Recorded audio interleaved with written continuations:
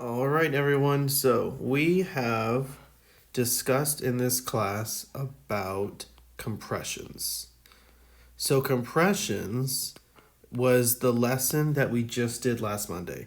I felt that a little bit more information was needed, so I went ahead and put this video together so that you guys would have a little bit more information and hopefully maybe a visual aid will help explain it a little bit clearer.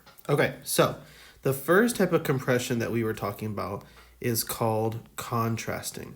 Now, contrasting is something that is the name of this technique, and it's both expansions and compressions. What you have to understand is that when we're working from one language to another, they're not always going to match up. So sometimes from one language to the next, we have to expand. Sometimes from that language to the next, we have to compress.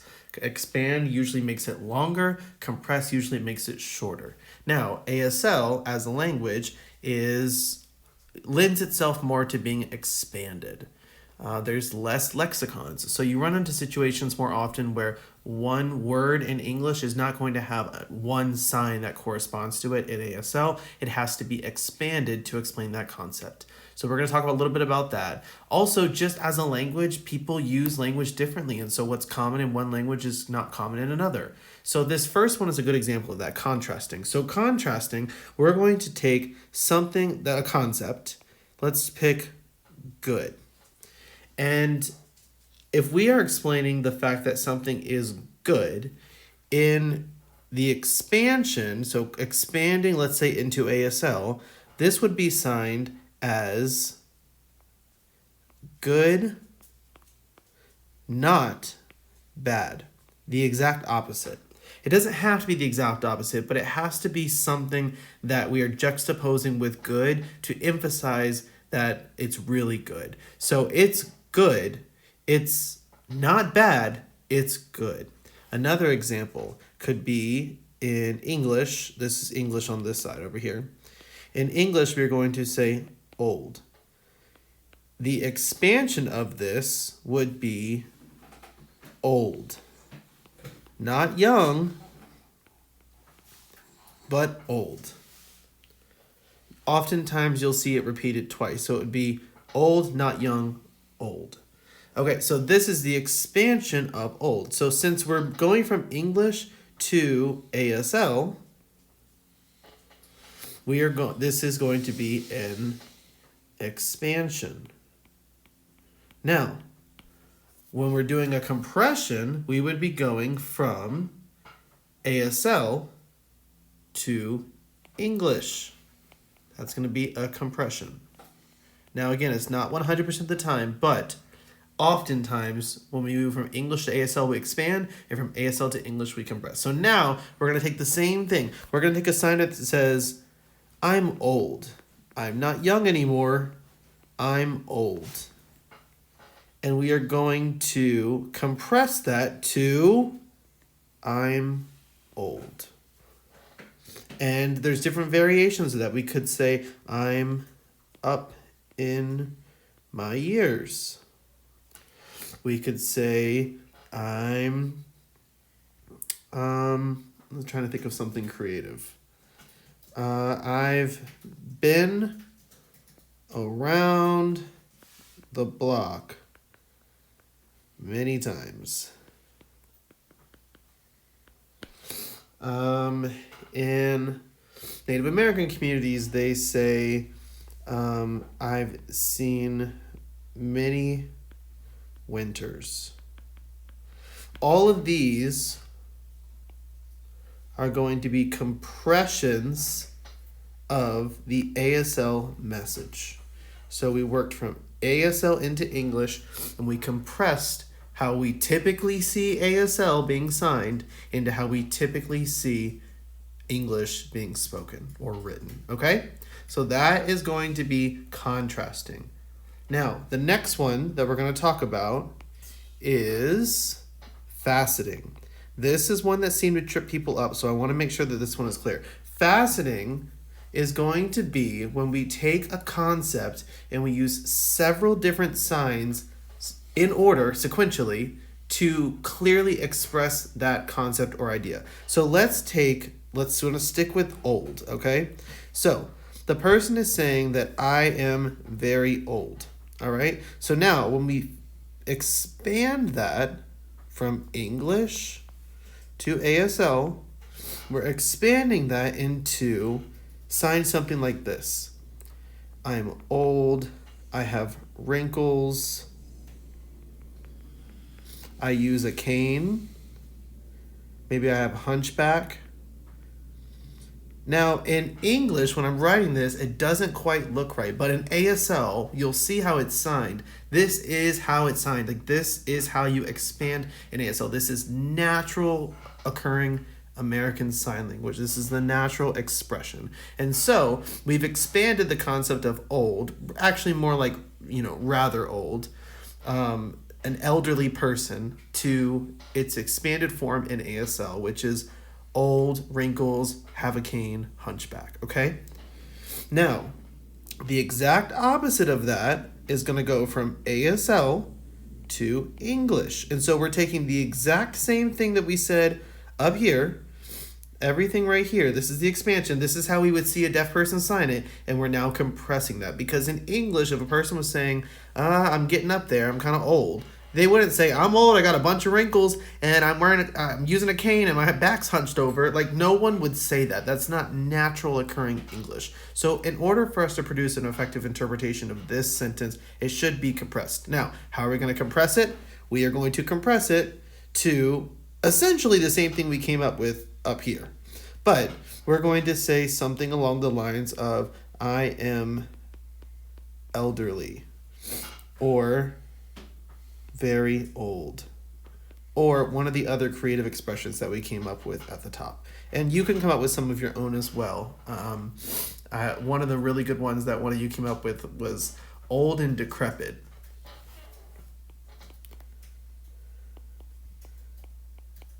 Brilliant. Like, absolute golden use of vocabulary. Brilliant. I like that. Okay, so that is faceting. Let me give you another example. In ASL, if a person was talking about a road, and they were talking about let's say that I don't know if you've ever driven from Texas to like the West Texas area. The West Texas region, driving it is miserable because it's literally like, it's just, I'm not going to tell you. I'm just going to let it be described. So we're going to talk about the hills. We're going to talk about the, I always forget the word for it, but like the dust balls that roll. The word's going to come to me in just a second. And then the open road and all these other things to say that there's basically nothing, right? Okay, so this is the ASL, and then we're going to compress that in English, and I want you to think about how this could be compressed. What word or phrase could you use in English that is going to compress this down to maybe one or two adjectives?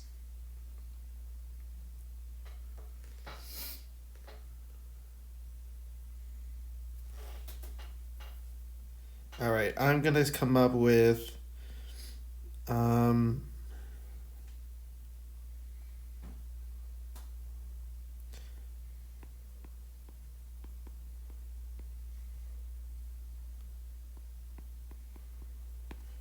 I spelled this wrong. Thank you for correcting me. A monotonous drive. Okay? So instead of saying there's hills being passed that start to look the same, and the tumbleweeds, there we go. See, I told you it was going to come back to me. Tumbleweeds. And the open road, I'm going to call this a monotonous drive through West Texas. Okay? This is an example of compressing the technique of faceting. Okay? So now let's move on to the next one. Okay, so in the next one, which is going to be reiteration, this is, again, something that is indicative of ASL, is oftentimes certain signs are repeated. There's a lot of signs such as can, will, negations will often be repeated.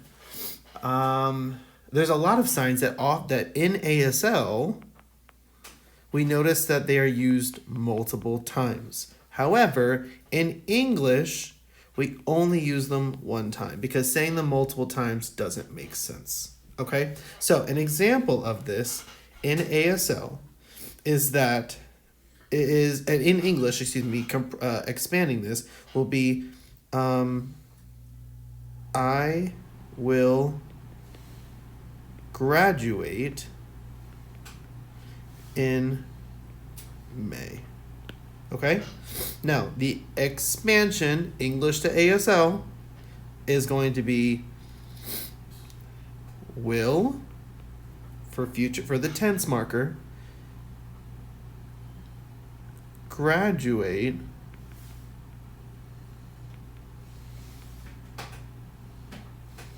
me.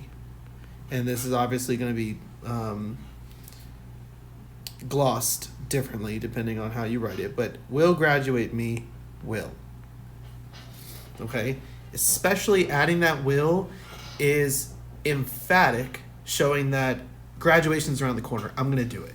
I'm absolutely going to graduate. Okay? So that is the compression from English to ASL. Now, we need to do the exact opposite of this process when we compress. So if a deaf person were to sign, will graduate me, will. Exact same thing. We would not say, I'm going to graduate, I will. Instead, we would compress that into naturally sounding English, which would be something along the lines of, I am going to, I should have taken away that I will graduate. Don't say in May. So I am going to graduate. Or you could say something along the lines of graduation is around the corner for me.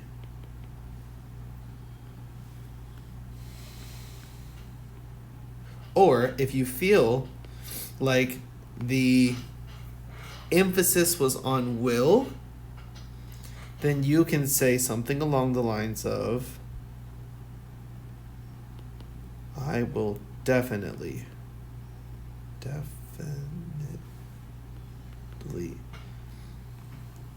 be graduating.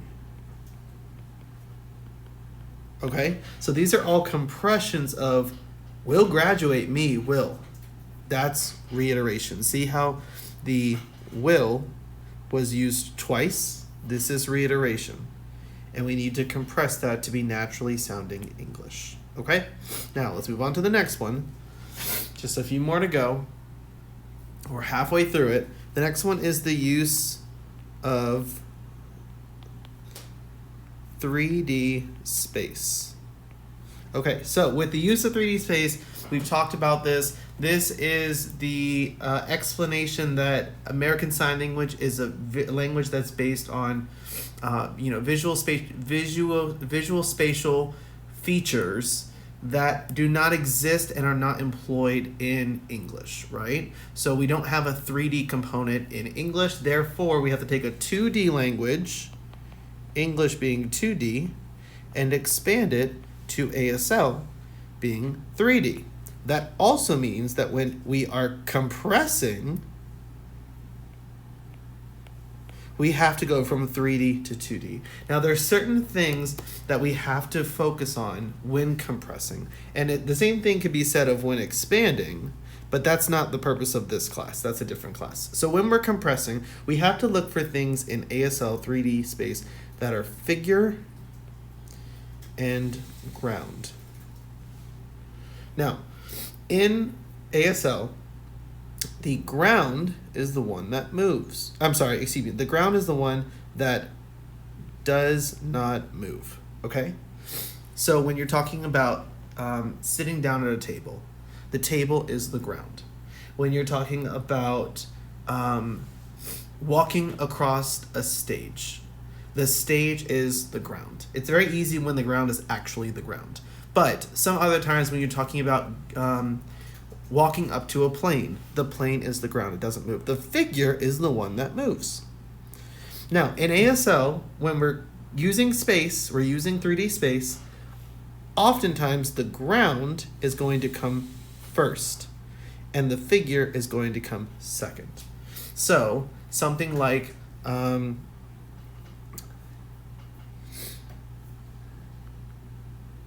table, and we'll have a classifier for that. Me sit in front. Okay, so the table was signed first, and me being the next classifier that's used, there would be a classifier here that's also used, CL1, or CL bin V, excuse me. So we would have the table first, the ground, and then the figure. Now, this is ASL. In English, when we're compressing this, we would not say a table I have sat in front of. Because see, this is the table is the ground, and then sat in front of is the figure. In English, we flip them. So we still have, it's not really figure and ground, but they're objects and subjects, oftentimes. Okay, but we have strict rules about them. In English, the figure is usually going to come first and the ground is going to come second, which is the exact opposite of ASL. And so now, in order to compress the use of 3D space, this is the use of 3D space, this is ASL, into English, we have to put the figure first. The figure, the subject, I sat in front of the table. Okay? This right here is a compression of the ASL. All right? And this happens in this happens a lot in American Sign Language when someone's using classifiers. And so what we have to do is try to identify what is the figure, what is the ground, and then oftentimes we reverse them when we're constructing our English sentence. That would be the compression. Okay? That's the use of 3D space. Now, we're in the home stretch. There's only a few more. The next one we're going to talk about is explaining by example. Okay, explaining by example is probably one of the easiest ones for us to see, okay? Because it's often used, especially in instances where we don't have a sign for something. So let's look at a concept such as crime. Okay, in English, we have this beautiful word that incorporates so many things. But in ASL, do we have a sign for crime? We do not. So in order for us to explain what crime is, we have to give examples of what crime could be so that we're actually explaining the whole concept of crime. So crime gets expanded into different examples. What are some examples of crime? Theft, assault, murder, and let's say robbery. Okay, these are usually they're common examples. And so what's going to happen is we're not going to sign crime. We're only going to sign the examples. And so a sentence talking about crime, when expanded, will talk about theft, assault, murder, robbery. And that's it. It's not going to say crime, okay? So what happens is if you're interpreting from English to ASL, you are going to hear the word crime and you're going to interpret it as theft, assault, murder, robbery, or what other examples you might come up with. The other things might fit that sentence, but that's how you would expand it, okay? And that would be an appropriate sentence in ASL. Now, the issue becomes when a deaf person is talking about the crime rate and they're citing theft, assault, murder, robbery, etc. Sometimes it'll be followed by the sign, etc. And they have not used the word crime.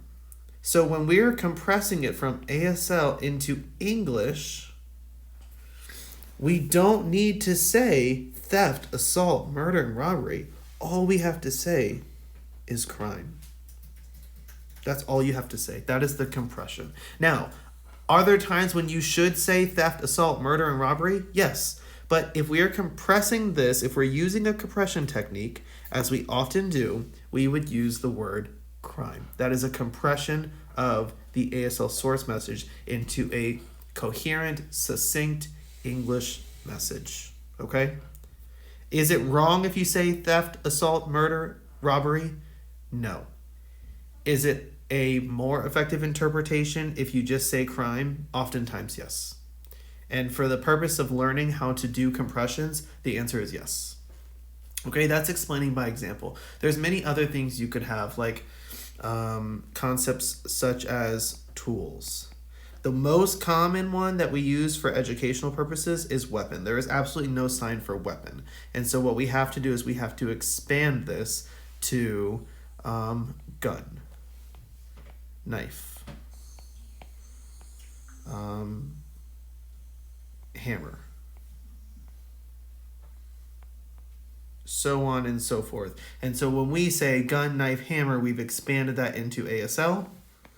But whenever a person is signing, they saw he must have had like a gun or a knife or a hammer. The word that we're going to use in English is weapon. Okay? This is expansion into ASL and compression into English. That's explaining by example. This is one of the easiest ones for us to see because a person's giving all these examples and you just have to think about what's the category here. What are they trying to explain by giving examples? Okay? Now, the sixth compression technique is called couching. It's sometimes called nesting as well, but we're going to call it couching. Okay, so with couching, we are explaining something because there's no word for it in the other language. So this is, like I said, the one where you're going to find yourself like, there's this concept and there's really no sign for it. So I'm going to have to explain a little bit more about it. Not by giving examples, because that would be this one. We're going to describe it or tell a little bit more about what it looks like or what it is, okay? So, some examples of couching. Let's say, I'm trying to think of a really good example of couching.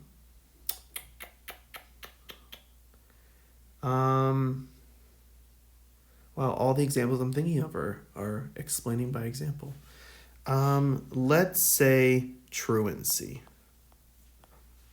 Okay, so the concept of truancy, if you don't know what that means, it means that you, especially for minors, that they're skipping school, either they're skipping school or their parents aren't sending them to school, and they're kind of just blowing it off and they're not participating in the education system, which is mandatory, and so they can be charged with truancy, okay? So that's English, that's an English word. In ASL, there is no sign for truancy. But what does it mean? It means to be, to kind of blow off school. Blow off school. Not attend. Skip. Or be absent. Multiple times.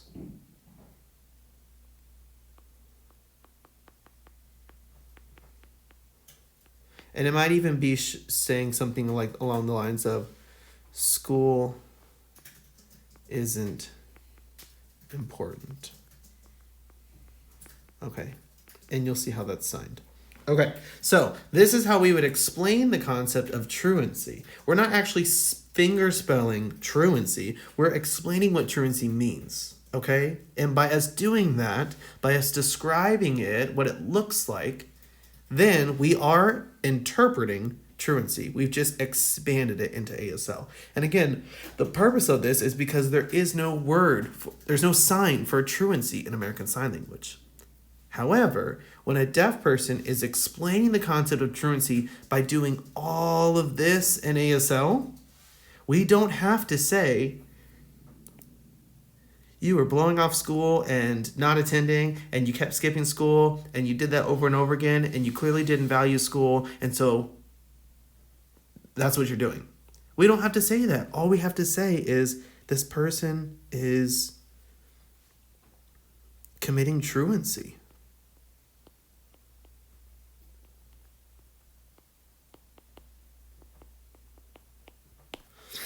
Or you could say that, you can just say they're committing truancy. That's all you have to say. That is a compression from ASL into English.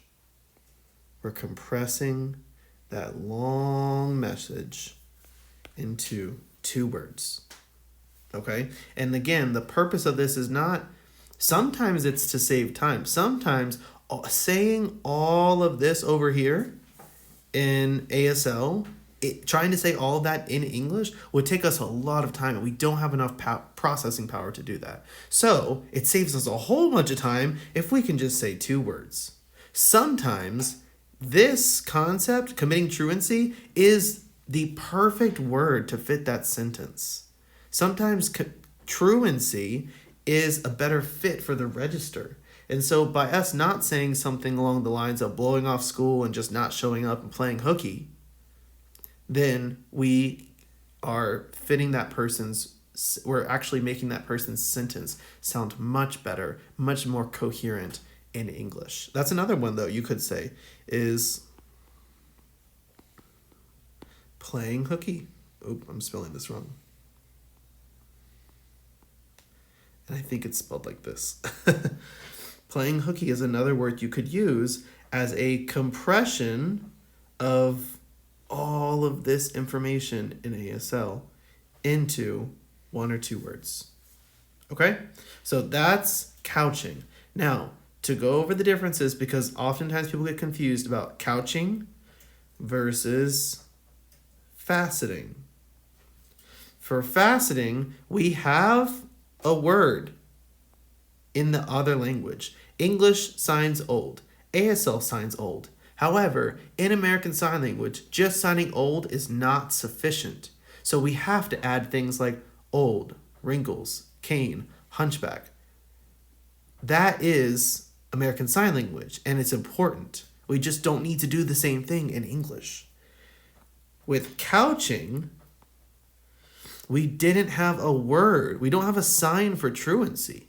And so we have to explain what it looks like, expand on that to convey that concept. But we don't need to do that when we're working into English. Those are the differences between faceting and couching. Okay?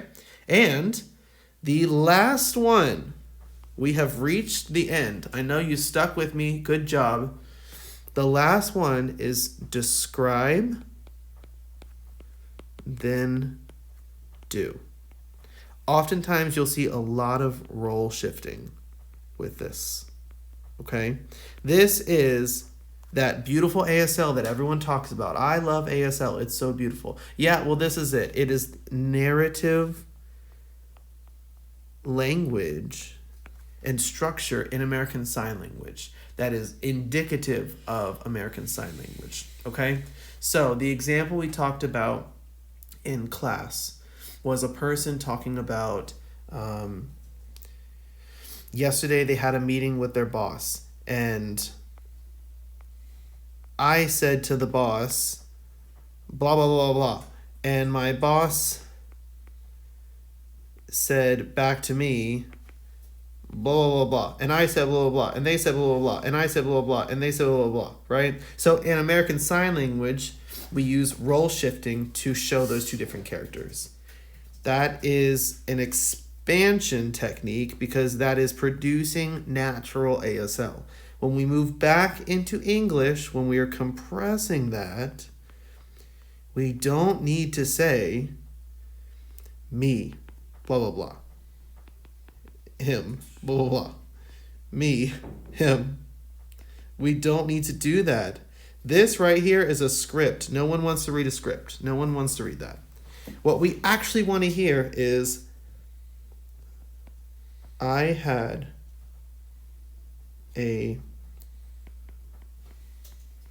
discussion with my boss about my pay, and he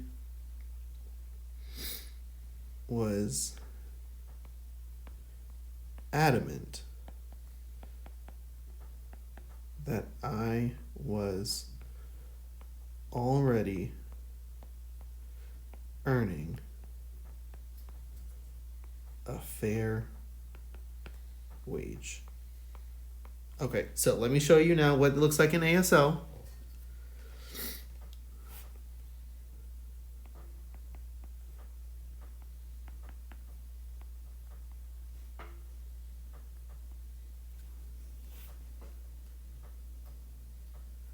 Okay, so that's the expansion, and then when we go back to English, where it's the describe then do, okay, then don't do. Just describe. That's how we go back into English. We don't describe then do, we just describe. So what was happening?